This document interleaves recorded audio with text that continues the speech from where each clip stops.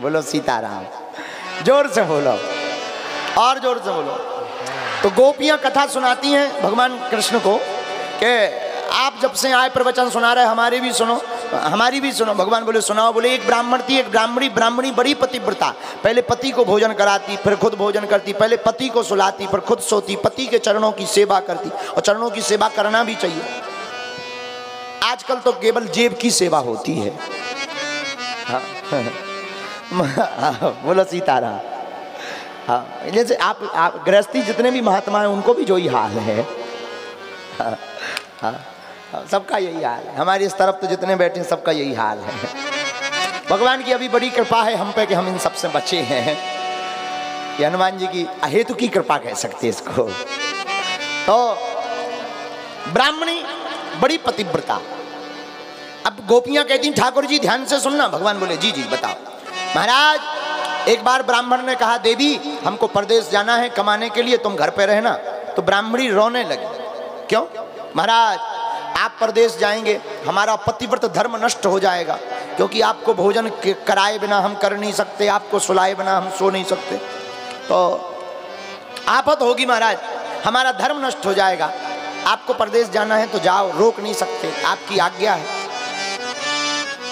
तो गोपियां बोली महाराज, ब्राह्मण ने जवाब दिया देवी चिंता मत करो, हम अपनी एक मिट्टी की मूर्ति बना देते हैं।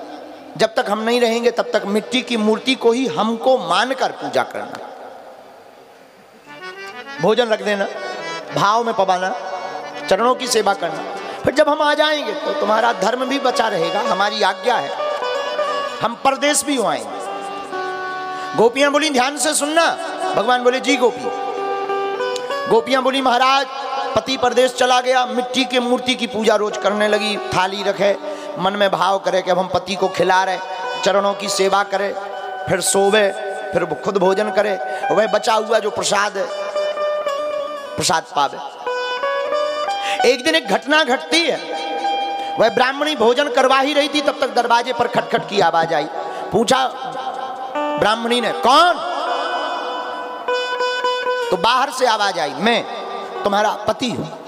अच्छा अच्छा। लेकिन अब ब्राह्मणी बड़ी चिंता में पड़ गई, क्योंकि अभी अभी भोजन का निवाला हाथ में लिया और मिट्टी के मूर्ति रूपी पति को खिला रही थी।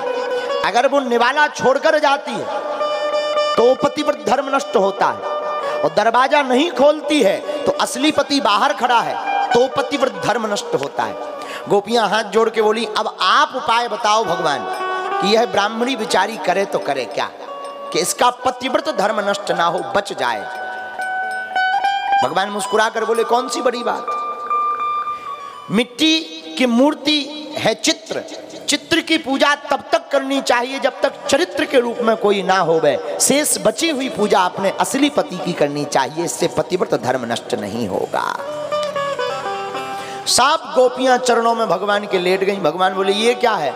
गोपियां बोली यही तो हम कर रहे, अभी आप प्रवचन सुना रहे थे पति कैसा भी हो छोड़ने पर नरक की गामनी होती है। महाराज हम भी वही कर रहे, संसार के पति हैं मिट्टी के पति, आप हैं परम पति, हमने आपको पकड़ लिया है, अपने संसार के पतियों को छोड़ करके हमने क्या गुनाह किया है, क्या इससे हमारा पतिव्रत धर्म नष्ट होगा? भगवान मुस्कुराए, बड़ी अद्भुत बात। रास हुआ, रास के बाद रास के मध्य में ही वियोग हुआ, अभिमान आ गया गोपियों को, भगवान तो हमारे हैं। एक बात यहां पूरी सुनो, भगवान हमारे हैं ये तो बहुत अच्छी बात है, लेकिन भगवान केवल हमारे हैं ये बहुत गलत बात है। भगवान हमारे हैं तो अच्छी बात है, लेकिन भगवान केवल हमारे ये बहुत गलत बात है, क्योंकि भगवान तो सबके हैं, हमारे भी हैं, तुम्हारे भी हैं, भगवान अपने ही हैं, सबके ही परमात्मा हैं। आहा, गोपियों को अभिमान आया, भगवान अंतर्ध्यान भय, गोपियां रोती हैं। गोपियां रोती हैं तो सबसे पूछती हैं भगवान के बारे में। तुमने देखा वृक्षों से पूछती हैं, वृक्षों में एक विशेष वृक्ष से गोपियों ने पूछा है जिनका नाम है तुलसी माता। तुलसी मैया की जय। भागवत में उनका वर्णन आया, कच्चित तुलसी कल्याणी, हे कल्याणी कल्याणी कहा है। तुलसी का वृक्ष कल्याण का है।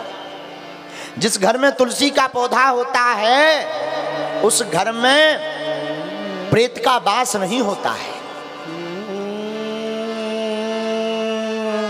हम मॉरिशस गए थे, मॉरिशस, कितने महीना पहले, यही कोई 5-6 महीना पहले, मॉरिशस।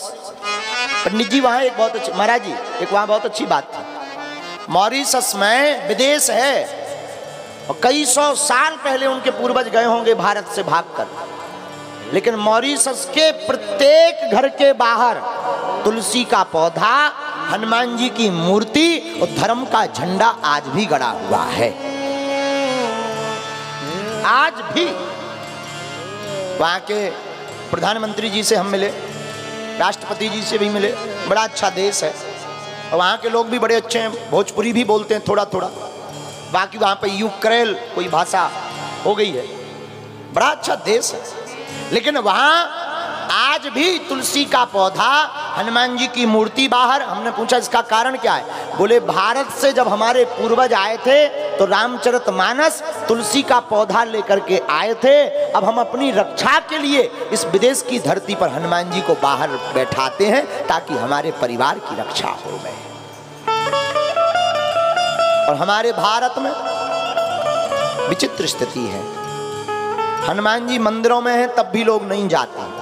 हनुमान जी तो घट-घट हैं लेकिन मंदिर दर्शन करने भी नहीं जाते। ये दुर्भाग्य है, लेकिन इस दुर्भाग्य के पीछे भी एक तर्क है पंडित जी। तर्क ये है, एक संत कहते थे अक्सर उनकी ट्रेन निकल जाया करती है जिनके मकान रेलवे स्टेशन के नजदीक होते हैं। अक्सर उनकी ट्रेन निकल जाया करती है जिनके मकान रेलवे स्टेशन के नजदीक होते हैं, क्योंकि उन्हें लगता है अरे जॉय तो है, और ट्रेन निकल जाती है। इसलिए हमें लगता है कि हम इसी देश के हैं, पर हम भारत के लोगों से प्रार्थना करेंगे तुम सनातन धर्म के हिंदुओं के योद्धा हो, अपने घर के बाहर एक एक झंडा अवश्य लगाना चाहिए। देखो किसी विरोधवश हम ये बात नहीं बोल रहे, दूसरे धर्म का एक भी मकान होगा एक गांव में, वो अपना हरीरा झंडा जरूर लगाएंगे। एक मकान होगा उनके मकान पर हरा झंडा जरूर हो। मतलब हरा झंडा किसी विशेष समुदाय का नहीं है, किसी विशेष की बापोती नहीं है। भगवान बुद्ध का झंडा भी हरा ही है। ये हम आपको बता दें कि हमको सांप्रदायिक मत मान लेना कि हम सांप्रदायिकता फैलाते हैं, नहीं नहीं नहीं, नहीं। हरा झंडा भगवान बुद्ध का झंडा है नवग्रह में। हम तर्क सहित किसी से प्रमाण देने को तैयार हैं। तो अन्य मजहब के लोगों का एक भी मकान हो और वो अपना झंडा नहीं छोड़ते, हम लोग पूरे गांव में एक भी नहीं लगाते हैं। यही दुर्भाग्य है हिंदुओं का। इसलिए हमारी प्रार्थना है हाथ जोड़कर, भारत को हिंदू राष्ट्र बनाना है तो घर के बाहर भगवा ध्वज लगाना है। कौन कौन लगाएगा? लगाओ। घर के बाहर सनातन धर्म की जय लिखो, बागेश्वर धाम की जय लिखो, सीताराम भगवान की जय लिखो, ताकि कोई भी तुम्हारे घर से निकले तो वो समझ जावे कि ये कोई सनातनी हिंदू शेर का घर है।